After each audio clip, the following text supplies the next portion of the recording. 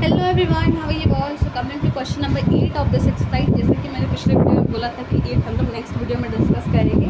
तो चलिए स्टार्ट करते हैं। यहाँ पर आप देख सकते हो क्वेश्चन आपको दिया हुआ है कि entity consist of 50 terms of which third term is 12 and last term is 106। तो आपको फाइंड करना है 29 टर्म। तो सबसे पहली बात क्वेश्चन में पूछा गया है 29 टर्म, और आपको 29 टर्म फाइंड करने के लिए कौन सा फॉर्मूला आएगा? a प्लस 28d, है ना। अगर आपको ये समझ में नहीं आया कि a प्लस 28d मैंने कहाँ से लिखा, तो सिंपल सी बात है, आपको जब भी AP में कोई भी टर्म फाइंड करना हो तो आप ये वाला फॉर्मूला यूज़ करते हो। यहाँ पर a cos term d common difference और n यानी उस AP के लिस्ट में कितने टोटल नंबर ऑफ टर्म्स हैं। तो अभी हमें कौन सा नंबर फाइंड करना है? 29। तो a प्लस n की जगह पर 29 पुट करोगे आप, तो उसमें से एक माइनस होगा, दैट इज 28। तो यही फॉर्मूला बन के आया है ना। बस मैंने डायरेक्टली आपको बोल दिया कि हाँ हमने इसको यूज़ करना है। क्यों करना है वही मैंने बता दिया, क्योंकि आपको हर क्वेश्चन में लिखने की ज़रूरत नहीं है। You can directly use this formula to grab your answer. Okay, तो आपको इसमें दिया हुआ है कि 50 टर्म्स कंसिस्ट करता है। तो क्वेश्चन की लैंग्वेज को अगर आप समझना चाहो तो आपको एक चीज़ बता दी गई है कि इसमें टोटल नंबर ऑफ टर्म्स है 50 टर्म्स, मतलब टोटल नंबर ऑफ टर्म्स है 50 यानी n नंबर ऑफ टर्म्स पूरे AP की 50 है। और थर्ड टर्म यानी A3 आपका 2 वाला है, उसकी वैल्यू नहीं होगा। लास्ट टर्म कौन सा है? an होता है। an जो भी आपको, तो हम लोग यहाँ पर 850 लिख देंगे, दैट इज़ 106। आपको फाइंड करना है 829। अब हमने क्या बोला था पिछले वीडियो में भी कि 829 फाइंड करना है तो a और d की वैल्यू चाहिए होगी। बट क्वेश्चन में तो हमें बस इतना ही दिया है ना कि 50 टर्म है, यानी वो तो n हो गया कि टोटल नंबर ऑफ टर्म्स इसकी वाले AP में 50 है यानी n। बट हमें यहाँ उससे तो कोई मतलब नहीं है। जो क्वेश्चन में फाइंड करना है 29 टर्म, हमें तो 29 के लिए e और d की वैल्यू चाहिए। फिर उसके बाद सॉल्व करने पे हमारा आंसर आ जाएगा। तो अब नाउ हमारा क्वेश्चन होना चाहिए कि e और d की वैल्यूज़ को कहाँ से फाइंड करें। अब इसमें हेल्प करेगी हमारा जो गिवन इंफॉर्मेशन है वो। तो आपको थर्ड टर्म दिया हुआ A3, और हमेशा बोलती हूँ मैं कि A3 को और कैसे लिख सकते हो, a प्लस 2d, और यहाँ पर आपका टोटल नंबर ऑफ टर्म्स 50 है, यानी लास्ट टर्म दिया होगा तो लास्ट टर्म कौन सा होगा? 50th term. तो 50th टर्म को आप a प्लस 49d लिख सकते हो, दैट इज़ 106। आपके दो इक्वेशन बन गए।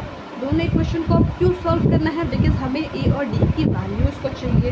तो उसके बाद सॉल्व कर दिया आपने। जैसे यहाँ पर दो इक्वेशन बने, तो लीनियर इक्वेशन में भी हमने पढ़ा था कि अगर आपके पास इक्वेशंस आती हैं तो उसको सॉल्व करना होता है तो एक कट जाता है वेरिएबल टर्म और एक बचता है। हमारे ऐसे ही यहाँ पर d की वैल्यू 2 आई।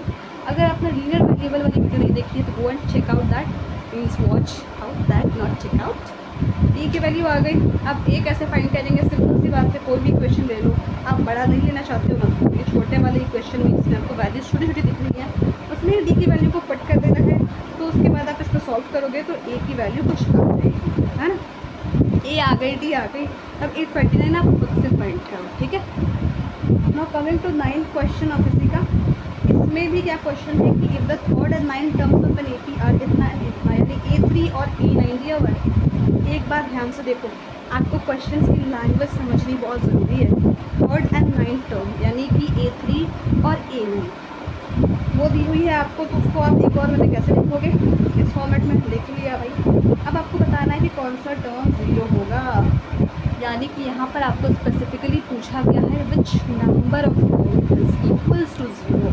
तो अगर हम लोग यहाँ पर an को as a variable number of term, यानी अभी हमें n पता नहीं है, हमें n की वैल्यू फाइंड करनी है, जो जिस n की वैल्यू पे ये an की वैल्यू यानी कि उस AP की वैल्यू 0 होगी, उस AP के टर्म की। तो वो कौन सा नंबर पे होगा वो वाला टर्म, तो उसी को फाइंड करने के लिए हमें n को फाइंड करना होगा। Simply an is equals to 0 कर देंगे हम लोग, और उसके बाद a यहाँ पर जैसे हमने अभी बोला a और d तो नहीं है इस फॉर्मूला में पुट करने के लिए। दो इक्वेशन बने हैं ना, दोनों को सॉल्व करना है। फिर d आएगी, फिर a की वैल्यू फाइंड करनी है, a और d मिल गए, इसमें पुट कर दो, n की वैल्यू भी आ जाएगी। Try out this questions because I want you to also try out yourselves. दिक्कत है तो आप मुझे कमेंट सेक्शन में बता सकते हो। Now coming to 10th number, the 17th term of an AP exceeds its 10th term by 7.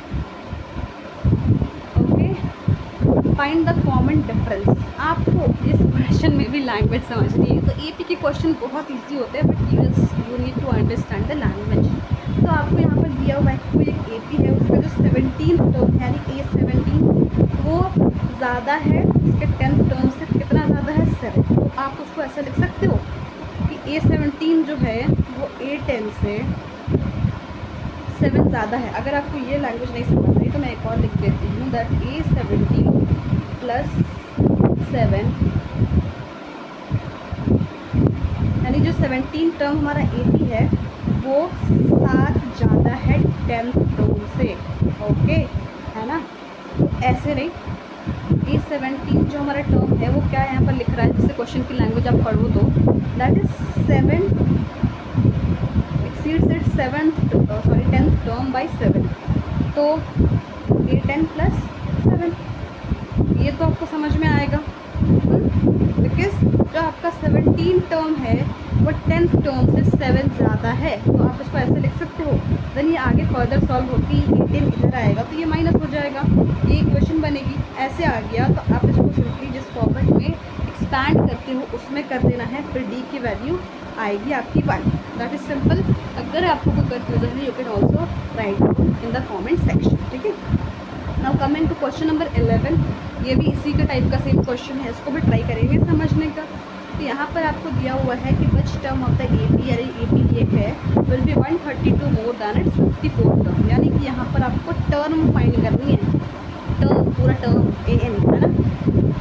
तो वो कौन सा टर्म होगा इस AP का जो 132 ज़्यादा है इसके 54 टर्म से। जैसे क्वेश्चन में बोला गया हम लोग सिंपली वैसे ही लिखेंगे कि 54 से 132 ज़्यादा है वो टर्म यानी AN माना हमने।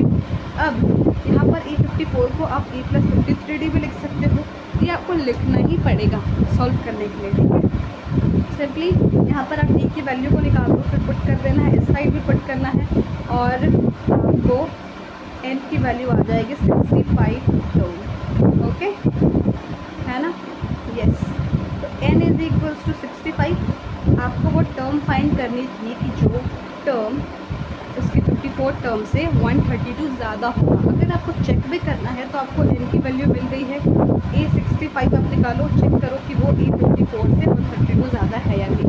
इसमें जस्ट आपको क्वेश्चन की लैंग्वेज को समझना था और वो टर्म का नंबर फाइंड करना था। That's simple. Thank you so much for watching.